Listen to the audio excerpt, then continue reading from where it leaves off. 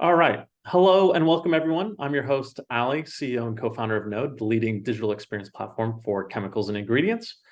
Our goal with this series, as you know, is to share the perspectives you need to navigate the changing landscape in our industry, especially as it's related to all things digital transformation. We have yet another amazing guest with us today, so let's jump right in. I am thrilled to welcome Henri Nejade, former Chief Operating Officer and member of the management board at Brenntag, a company that you guys are all very well familiar with. Prior to 15 years at Brenntag, Henri was at Solvay and GE. Since the time he's left his operating role, he's taken up several board and advisor roles in our industry. He's spent over 35 years in our space with deep expertise in the APAC region, which I know is top of mind for so many folks. Henri, I'm so glad that you were able to join us today. Anything more about your backstory that you want to share before we jump into our discussion today? Anything that you want to share about yourself or your background? Thank you very much, Ali. Good morning, good evening. I don't know where you are, but thank you for inviting me. I'm delighted to be here today. No, I think you already make a good summary. You say 35 years in the chemical industry, definitely, and 15 years on distribution. But I was always exposed to distribution, even as the manufacturing side with Rhodia, which is Solvay today, and the GE time. So nothing to add more than what you already said and summarized. Thank you for that. One thing that our audience is always interested in learning about is how our guests got into this space. Like, how did you get here? Why did you stay in this industry? Like, what has always given you energy about this and about this space? Well, I believe strongly in this industry. You need to. I have a passion for this industry, and having the passion, I wouldn't be without the passion. I wouldn't be able to stay 35 years, and I continue to be as a non-executive on this industry. It's so diverse, it's so rich intellectually, and also the contact you have globally, and you developed a fantastic network. Knowledge is there, people, good people. Yeah, I would say the real passion. I have a real passion for this industry, I and I get it. continue to also to be on the chemical industry as chairman in Singapore of the chemical industry, and supporting the community, as you mentioned, also in a couple of boards of in the industry, manufacturing and the distribution side, to help them, at least to share my knowledge and to bring back something to the community. And it's coming from the passion. Look, you've experienced so much, you've seen so much in this space, but if you don't mind, there's a particular part of the market that I want to sort of hone in on today, which is distribution. Okay. You were part of the largest, or one of the largest, if not the largest, distribution company in the world. You helped build the business in APAC. As you've, I'm sure, noticed, there's been a much more concerted effort around transformation and distribution over the past several years. From my perspective, I think there's been a bigger emphasis on digital than there ever has been. I think people now see this as a source of differentiation. From your perspective, where do you believe distribution is in the digital transformation journey? Wow, that's a very good question. I mean, distribution, let's call it digital in principle, is not new, but there's a different level of the maturity based on the region, based also the size of the companies that you are dealing with. Let me just start from the why distributor exists. What is the raison d'etre of distributors? I think the distributors exist because they are a intermediate between customer and supplier. This is very basic topic, right? But they need to be agile. They need to understand the market needs. They need to understand also the big trend in the market, and they need to be the source of the information for their supplier, their principals. more and more, there is a request from principal on distribution to organize themselves, to collect the data and to interpret the data, to analyze the data and share those information with them. Okay, that's one angle of the pressure, why they need to have the data and digital transformation in this distribution channel. Who are the distributor are doing that? Of course, you need also to manage, sorry, in the same time, your inventory, your cost to manage, to cost to serve, your working capital, you name that. All of those transformation required good understanding of your data. So where they are actually, what is the distribution? Distribution is not, they didn't move faster than the manufacturing on this data transformation. But the reality is now there is a real demand and a real requirement if they want to be successful, if they want to be selected by the principal being the next partner or continue to be the sustainable partner with them.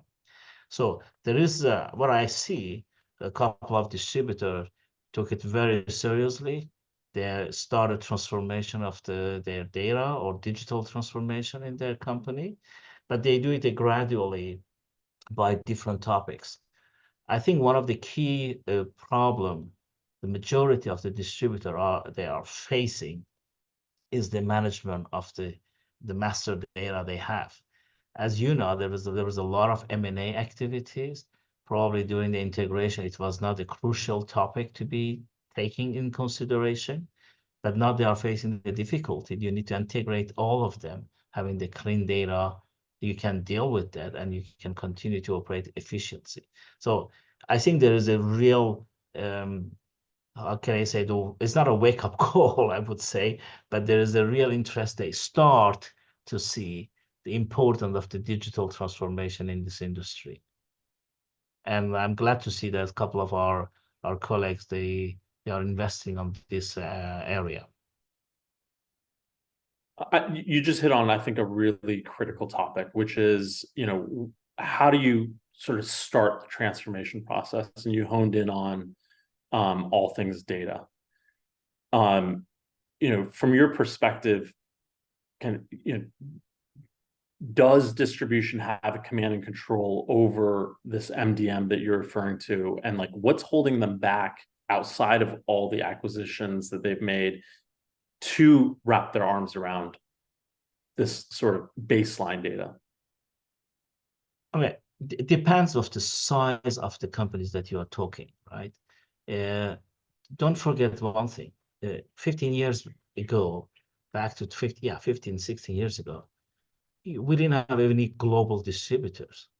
Brenntag had a fantastic, Brenntag was the #1 globally, but there is nothing in Asia. So we started 15 years ago to make it global company. The other competitors, they did follow, and there is a couple of global distributors today. So this globalization of the industry and also, of course, acceleration of the consolidation and acquiring the company, they were forced to do that. But at the same time, they're not organizing the data regionally, globally, is became the key issue. So I think that's somewhere everyone is now cautious about that.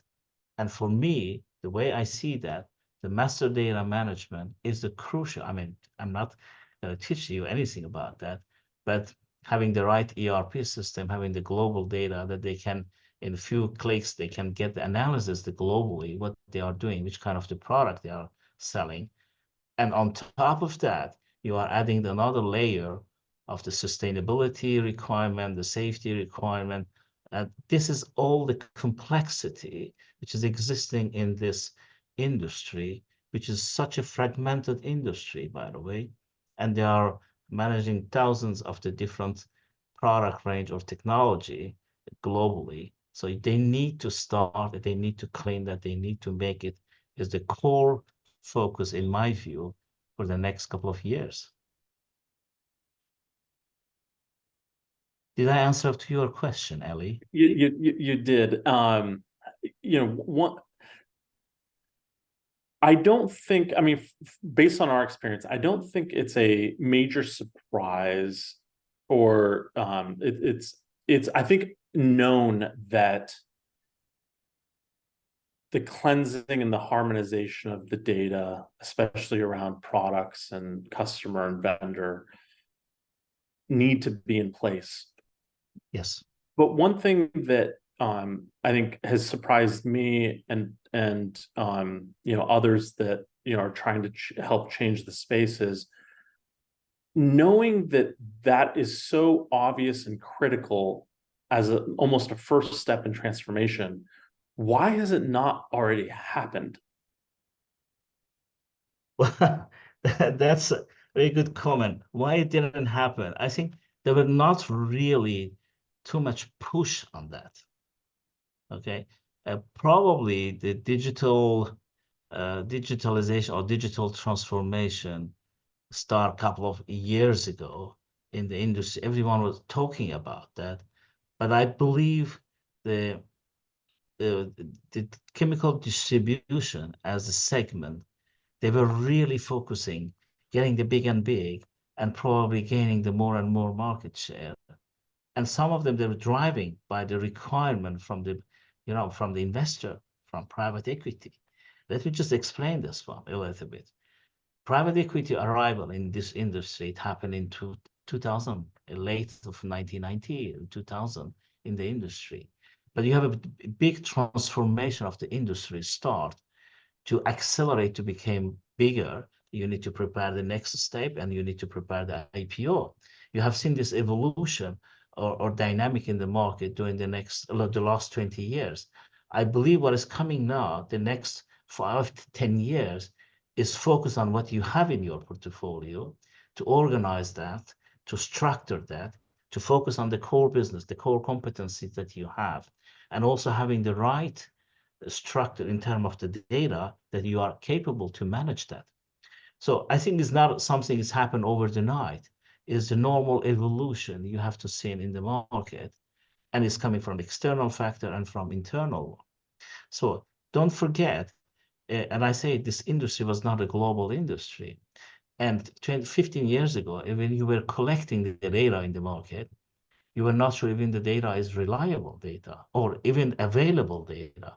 You didn't have a data and available, or when it was available, you were not sure it was reliable. So this all the evolution you see in this industry is happening, became more and more structured, more and more professional industry. I believe the level of the maturity is not there globally. You do have it in US in some stand, Europe in some stand. APAC is not the same level. I guess it will come within the next 10 years. It will reach up the same level. But that's all the evolution you need to understand. I don't have the just exact answer to tell you this is the main reason. I think the reason is the much more if you follow the processes and evolution of this industry, you can understand why it was so complex. And when the American company or European company acquired the company in Latin America, in Africa, in Asia, it's difficult to integrate their data because it's probably the role of complexity within this one. But this job has to be done. It was not probably the first priority in the past of those companies. It became non-necessity to do that, otherwise they Yeah. cannot survive.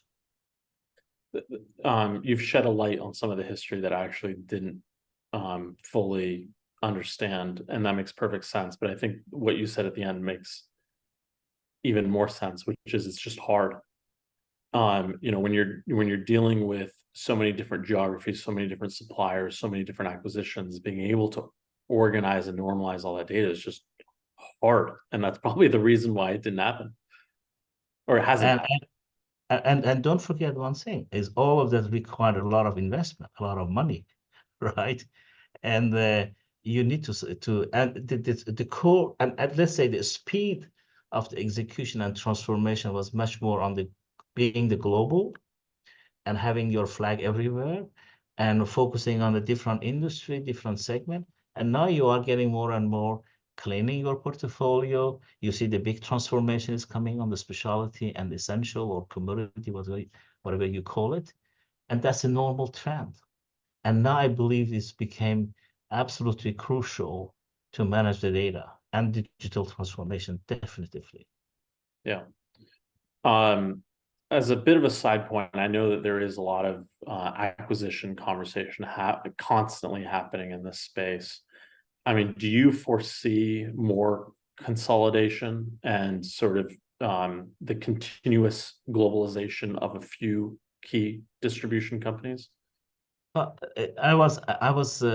me just start from before I answer to this one. We're talking about the size of the market, which is enormous.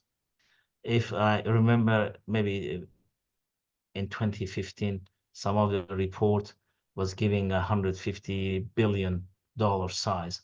I think the last publication mentioning 400 billion, 450 in 2022, and 2023 is a little bit less, 400 or 420 billion. But the estimation for the next couple of years in 2027 is 500 billion. Okay, so where is coming from this 100 billion, additional 100 billion? And there is a different perspective. We need to understand that. Is the 100 billion, probably 70% is coming from APAC region, which is massive move, massive transformation. At the same time, you have a more and more supplier externalizing their product or principle to the key distributor, sorry, or channel to the market for geographic expansion, for whatever the reason is behind that. So it would happen. It cannot be, consolidated without the acquisition. At the same time, the big distributors, or the distributor are in stock market or public market, and the medium-sized big one, in order to survive, to continue to grow, one of the key pillars, strategic pillars for them is M&A. I believe strongly that the M&A activity will continue everywhere, probably a little bit more focus and in APAC region as well, or within the APAC players, you will have a different size of the companies will consolidate that. I mean, you have seen number of the announcement the last 2-3 weeks. This is happening again on the M&A. So it's give me the positive signal that M&A will continue definitively in this industry. Can I give you another angle that I'm curious to get your thoughts on that I think will drive kind of growth of distribution, maybe even beyond the 500 billion? Yeah, that's the size I had. I think that was one of the publication came from BCG Boston Consultant, the last one. That's the So size of the and 50-50 roughly on specialty and essential. There's a lot of producers today that are accelerating all things digital right now. And, I think like you mentioned already, it starts with the data and all that, but then eventually it becomes to, enabling the discovery of their products online and, making it easier for customers to browse the catalogs and learn the products and the value propositions and so on. And I think one of the outcomes of that is that every supplier is going to become global, right? Because anybody with an internet connection on the buy side is going to be able to find these products and learn about these products, which means that they're going to be able to generate leads from all over the world that today they don't have physical channels set up for. So there's so many producers today that have obviously physical channels today where they've partnered with distribution and so on and so forth. However, as they expose their catalogs more online and become better at digital marketing and all these sort of things, they're going to create demand in places where there's white space. Yes. And I don't think they're going to put the resources on the ground in order to be able to go take advantage of those new channels. And so my opinion is that that's the thing that's going to expand distribution more than anything over the next 10 years, which is that there's all this unmanned channels out there that there is no distribution in today. And producers are going to be looking for net new channels rather than replacing existing channels. let me just, I mean, it's absolutely correct, but I will probably add a little bit more nuances on that. Is you cannot sell everything online based on the catalog. There is also the service required by customers and by supplier will be added value services, would be the last logistic part or repacking or whatever you call that. And as you absolutely highlighted correctly, was the small, medium-sized customers. Serving those customers is the high cost and high complexity for principals. They want to have that, but they don't know how to do that. So the selection of the distributor is going to be the crucial. And this is the real role of distributor, having the right stock or inventory in the right place on the right timing to serve those customers. But the source of the information, it will come from the catalog that they will have in their site. Absolutely. This is accelerating the knowledge or information that you want to give to the end user or the company that will convert your product. That's correct. How do you drive that to the customer? How you deliver to the customer is going to be the distribution job. Distribution role, force principle, one of the key elements is the geographic expansion. The second one is how manage the small, medium-sized customer. And the third one is how you manage efficiency and the cost to serve, of course, related to this one. I think your analysis is absolutely correct, but how do you go as a big distributor to do that? But you need to be local. You need to have your operation locally. And every time we say this is the local business, local people management and local business, it's true. That's exactly the way it's going to happen. At the same time, I believe this distributor or the sub-distributor is going to exist. But when you have a big size, and you will be the one who will be selected, or you have a capability to manage the data, you're going to be the one who's going to be selected by those supplier, by those principal to serve the market. I think that's exactly what we are talking about, the gaining the capability, managing the complexity, reducing the complexity and reducing the cost. And it's going to be I believe strongly, is going to come from the digital transformation. Digital will open new geographic markets for all these products, and Open have to service these customers. Exactly. If you look at, I'm so impressed to see what's going on in China and in India. So if you look at every single area you go geographically, we're talking about a roughly 2.7 billion or 3 billion people. It's a half of the global population that you are talking here.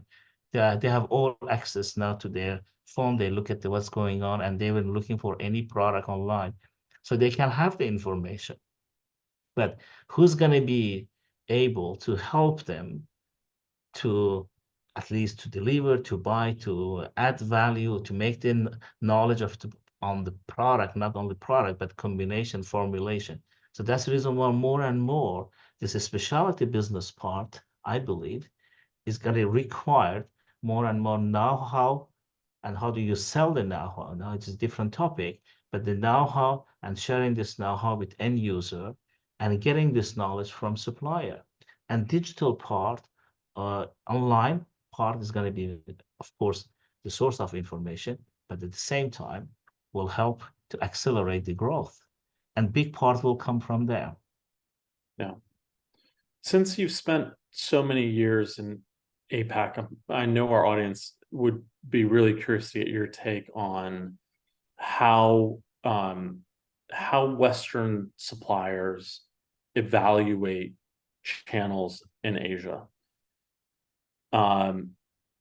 Everyone wants, probably 2-3 years ago, more so than now, but everyone wants to be able to expand in that part of the world. And how should they be thinking about finding the right partner? it's, I mean, it was the case always back to 10 years ago, 10, 15 years ago. All the suppliers, they want to go in Asia. They try to have a agent. They was calling the agent, right? And the agent, the normal transformation of the agent business to distribution business. So a lot of suppliers, they have already their own presence via their office somewhere in China, in the APAC region, Singapore, whatever you call them. They have also some manufacturing side, but they don't go directly. They are much more focused on the global key account because everyone came in Asia and they are supporting much more the global key account than the small, medium-sized customer. Having access to the small, medium-sized customer is going to be crucial, and they need to be extremely cautious who they are selecting to deal with them. So at the same time, the Western company, they have also their rules, compliancy, they have the sustainability more and more required. They have some standard which is required as a distributor, and distributor need to adapt themselves. Adaptability and if I can call agility or being agile as distributor is going to be crucial, and it's going to be the selection as criteria for selection of their distributor. Of course, there is also requirement for performance. If you don't deliver what you commit, they're going to have a choice to select a different one. So that's the name of the game in distribution in the region. I would say this is the global trend, but what is going to happen? It's probably the different way you need to look at that also. From the Western is clear. We understand the requirement, we understand the selection. We're going to the different market, which one you can go directly, you can have an access. And the majority of them, for instance, they don't go to Vietnam. Vietnam is a fantastic business, but they use the channel to the market as distributor to go there. So, or they want to be in China or in India to produce themselves, or somewhere in Thailand. So every single country will have the different requirement. So you need to understand also that on the other way around, the Asian producer, particularly China, India, and they are getting more and more aggressive. They need a distributor in the Western countries. They used to sell themselves via trading house, which is not the case anymore. They need more and more distributor capable to serve them and Yeah. source the material from APAC to serve the Western world. And this also required a different capability and different adaptabilities. This is a topic that's near and dear to me, and I could ask you so many more questions, but Oh, sorry, go ahead. we've already run so long. But let me wrap up this conversation with the same question I ask every guest, which is that 2023 and by all indications 2024 is not like what it was a couple years ago. I mean, there's a lot more market headwinds and demand isn't the same and pricing isn't the same as it used to be. And in moments like these, some leaders will sort of hunker down and focus on costs and short-term initiatives, and others will understand the cyclical nature of this industry and continue to plan for the long term and invest in things that are long-term, such as digital. How would you suggest these leaders balance these short-term challenges against long-term investments? Well, that's a dilemma that all the leaders they have. They have to satisfy something of the market and at the same time to prepare the next step and the future. In our industry, I mean, the last 20, let's say between 2020 and 2022, end of 2022, we have seen 20-30% increase in terms of value. We all know it was part of that came from the shortage, from the impact of the logistic part. It was the Suez was locked down, but you can have all the information to justify where this coming 20-30%. What I believe strongly, this market is growing. This market is growing every year globally with the different dynamic in Asia than in Europe or US. Even in US and Europe, there is the positive dynamic. You can talk about the different segment. Different segment has different, of course, the dynamic and growth. But in chemical distribution per se, the specialty and essential, there is a growth globally. How do you organize yourself to capture this growth and even to gain a little bit more market share? It comes from the execution part and from the focus part, focus industry that you are dealing with that. So I believe strongly that the way we should, as a leader, face the future and the 2024, you say you're absolutely correct. There was some price decline end of 2023, probably it will continue slightly in 2024, but the demand is there, and it will come from the gaining the efficiencies and gaining the efficiency and then the distribution. I say it is much more related to the cost to serve and the focus and having the right data, because there is a requirement from customer and supplier. So, and digital will play absolutely right, I would say right role to differentiate it, your company, by having the right structure and the right information that you could share with the supplier and with the customer is going to make the differentiation for distributors. I certainly agree that data and digital are kind of the new differentiators in this space. And I think that will only accelerate. Henri, Absolutely. I appreciate all the insights. Our audience certainly appreciates My it. pleasure. Everyone loves listening to these, short, informal conversations with folks that have helped shape our industry. Thank you for everything that you do. Even though you're out of day-to-day operating, I know that you're continuously staying in touch with what's happening in the space. And I know how passionate you are about, making sure this industry moves forward. And so thank you for the thoughts, and yeah, thank you again. Thank you very much for inviting me again. It was a real pleasure. And I wish to all of you a happy new year and successful 2024. Amazing. Thank you. Thank you.